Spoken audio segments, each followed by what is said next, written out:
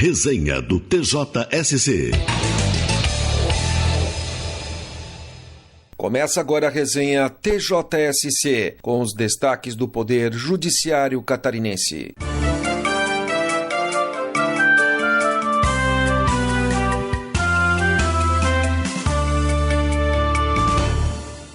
Mesmo que simulada, a paternidade não pode ser anulada por terceiros depois de 32 anos. Mais informações com a repórter Gabriela Halpe. A 6ª Câmara Civil do TJ confirmou decisão de Comarca do Sul do Estado e reconheceu a decadência do direito de um cidadão que pretendia anular certidão de nascimento de sobrinha, em cujo registro aparecem os genitores do autor como os pais da jovem. Manter a filiação inexistente e fraudulenta, argumentou, favorecia a sobrinha em relação aos filhos biológicos do casal, principalmente na esfera econômica. O pleito não prosperou, contudo, pois formulado 32 anos após a ocorrência do fato. Nesses casos, explicou a desembargadora Denise Volpato, relatora da apelação, o prazo legal para demandar é de 4 anos. A neta foi registrada pelos avós como se fosse filha em 1982. Segundo se apurou nos autos, a decisão foi tomada em nome de pretensa preservação moral do núcleo familiar, conforme seus costumes. A ação do tio, entretanto, foi ajuizada tão somente em 2013. A relatora lembrou que, na época do fato, o autor já contava 25 anos, de forma que poderia ter se oposto ao ato naquela oportunidade. Volpato destacou que a legislação que rege a matéria prevê a imprescritibilidade da ação unicamente quando manejada por filho e ou pais, e não por qualquer interessado, em busca da declaração da chamada verdade parental. A ação tramitou em segredo de justiça.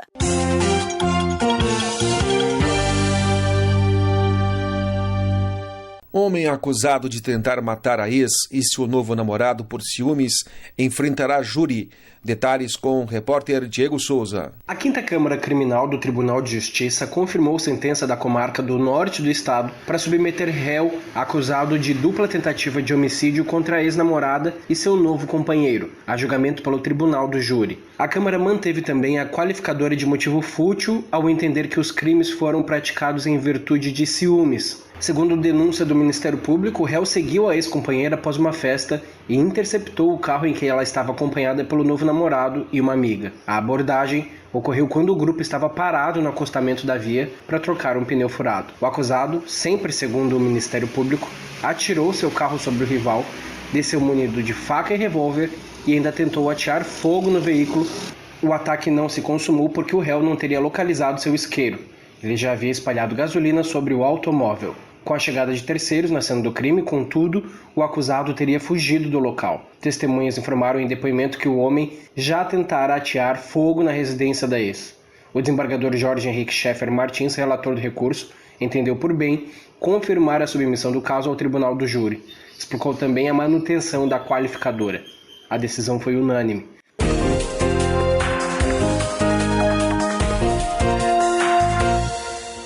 O órgão especial do Tribunal de Justiça, em sessão administrativa na última quarta-feira, aprovou movimentação na carreira da magistratura de primeiro grau. Foram promovidos os magistrados Fernando Machado Carbone, Vara da Infância e Juventude e Anexos da Comarca de Itajaí, Daniel Lisboa Mendonça, 2ª Vara Cível da Comarca de Campos Novos e Emerson Carlos Citolindo Santos, Vara Única da Comarca de Abelardo Luz.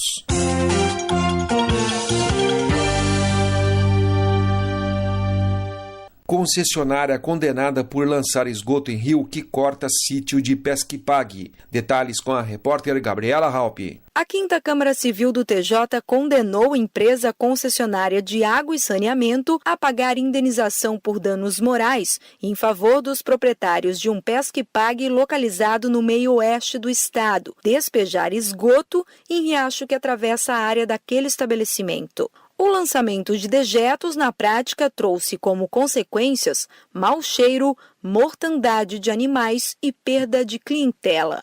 A família que administra o espaço receberá R$50 mil.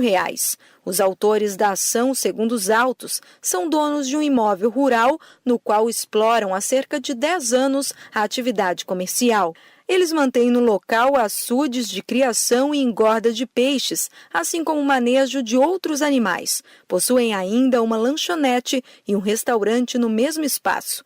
Desde 2004, contudo, sofrem com a atitude da concessionária, que passou a despejar esgoto doméstico no riacho. Em recurso, a ré defendeu que não ficou comprovada a ocorrência de ato ilícito.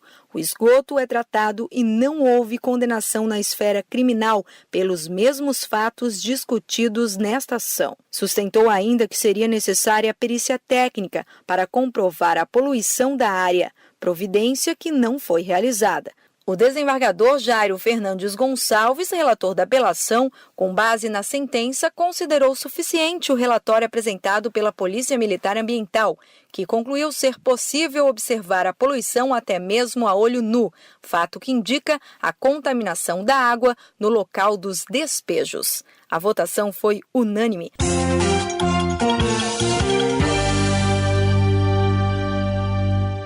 Desrespeito às regras de condomínio pode resultar no despejo de cães na capital. Mais informações com o repórter Diego Souza. A terceira Câmara Civil do Tribunal de Justiça confirmou sentença que impôs condições já previstas em regimento interno de condomínio para que um casal de moradores possa permanecer na guarda de 2 cães que mantêm em seu apartamento em edifício localizado no bairro da área continental da capital. Pela decisão, os condôminos somente poderão circular com os animais pelas áreas comuns do prédio se os carregarem no colo, em sacolas ou carrinhos apropriados. O descumprimento da medida implicará multa de R$5 mil.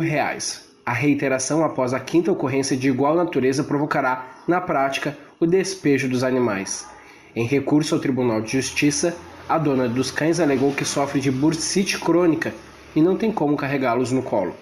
Garantiu que os seus animais são asseados e cordatos de forma que não comprometem a segurança, a salubridade e o sossego da coletividade.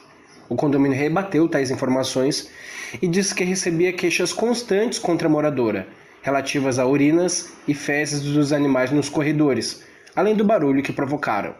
O desembargador Fernando Carione, relator da matéria, confirmou a sentença por entender que o descumprimento do regimento interno, por parte da dona dos animais, causa evidente incompatibilidade no convívio entre os moradores.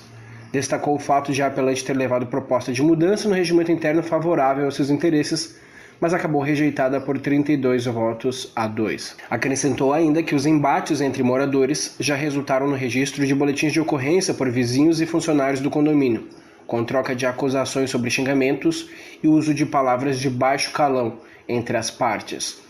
A decisão foi unânime.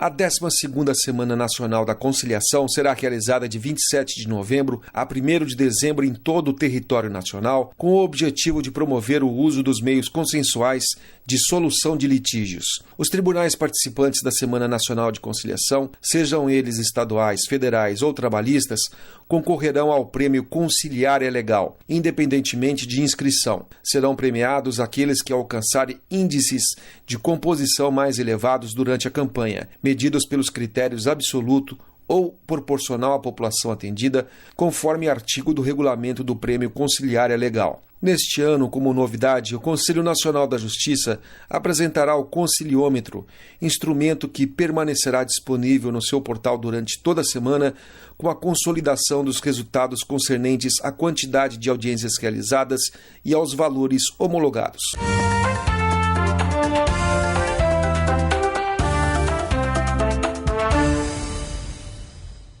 No quadro Entrevista, o repórter Diego Souza conversou com o juiz Alexandre Abron Teixeira, do Rio de Janeiro, sobre os desafios dos magistrados no enfrentamento ao crime organizado.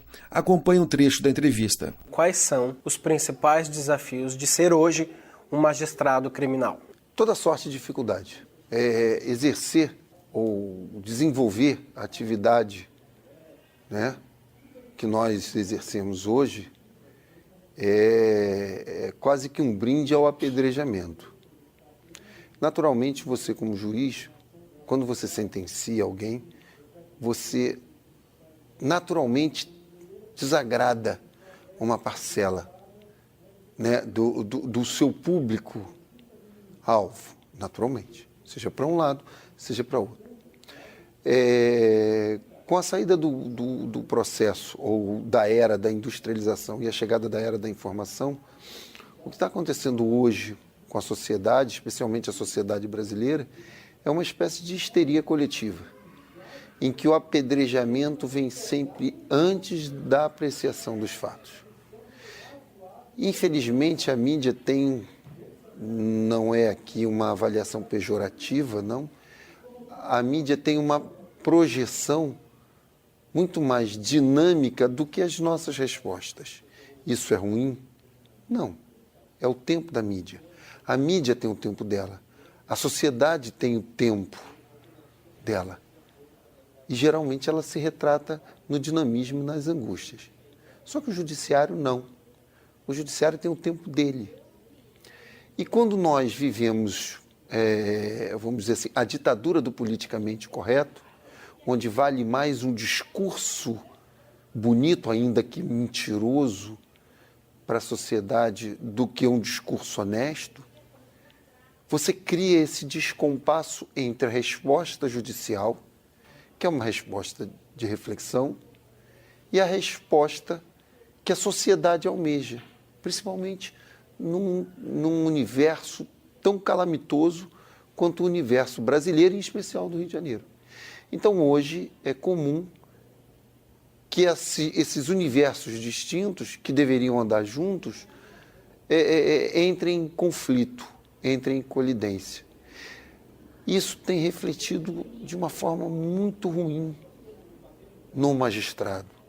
Nós temos sido, e esse aqui não é um discurso corporativista, nós temos sido apedrejados antecipadamente, muitas das vezes, por situações que as pessoas sequer sabem o efetivo conteúdo. Por exemplo, às vezes você pega uma frase pensada de uma decisão judicial e você cria um universo em torno daquela frase e deturpa literalmente o que se quis dizer na decisão.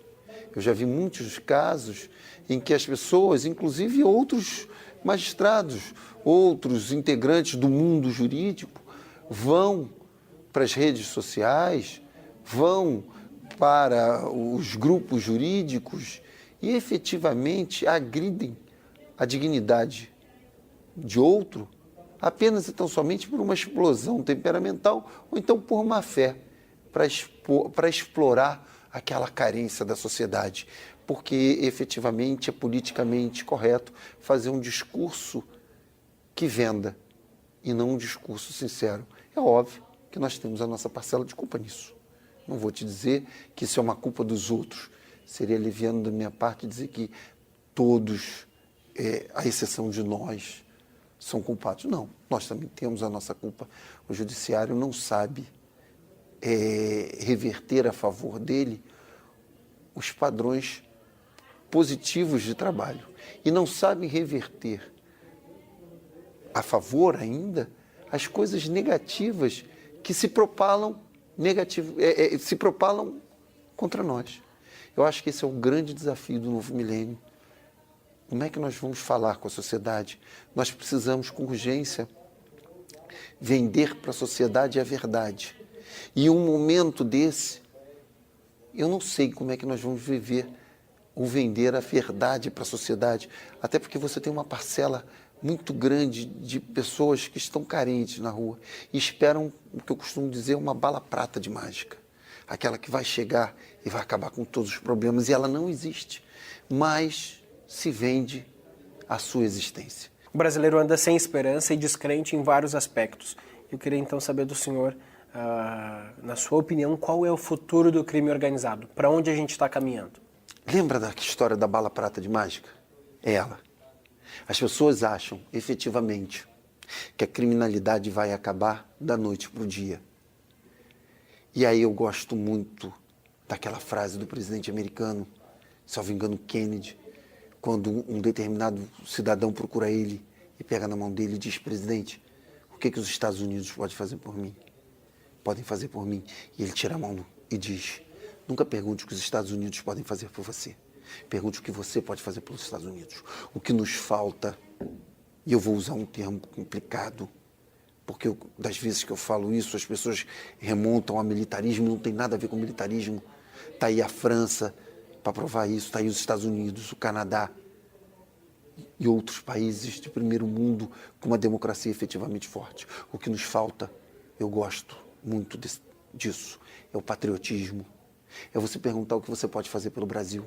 Eu vou dar um exemplo pequeno para você.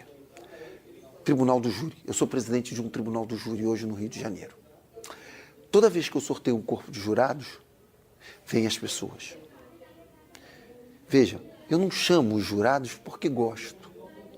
Eu não estou escolhendo você porque não gosto ou porque gosto de você. Eu estou escolhendo você, eu estou convocando você porque a lei impõe, porque a lei quer. A íntegra da entrevista pode ser acessada nas redes sociais do Tribunal de Justiça de Santa Catarina.